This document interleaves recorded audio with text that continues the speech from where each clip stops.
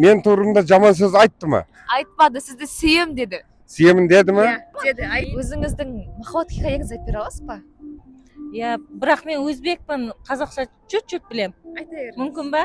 17 жасымда тұрмысқа шыққам. 3 балам, қазір бір қызым бар. Қалай таныстыңыздар? Мен қазақ жиенімін, байым өзбек. Біз 16 жасымда байым мен сүйіп қалған. Кейін маған айтпаған он. Тойда не дейді, сөз айтқан не дейді? Сөз айт дей ма? Иә. Бүгін Қозы Көрпеш Баян Сұлу махаббат мерекесі.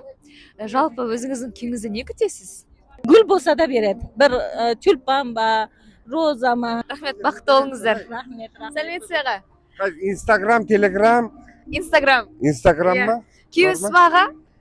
Иә, байымын деге қазақша сөйлейік, байымын. Аға айтыңызшы, жалпы әйеліңізді не үшін жақсы көресіз? Енді жақсы көргенде ол аспанша ғой, аспанның шегі жоқ, doğru ма? Онда мен шынша жақсы көремін десем, ол ада болып қалуы мүмкін, doğru ма? Мен аспанша жақсы көремін. Инстаграмға қойыңдар, аме көрсін, біз Самарқандамыз ғой, Өзбекстан.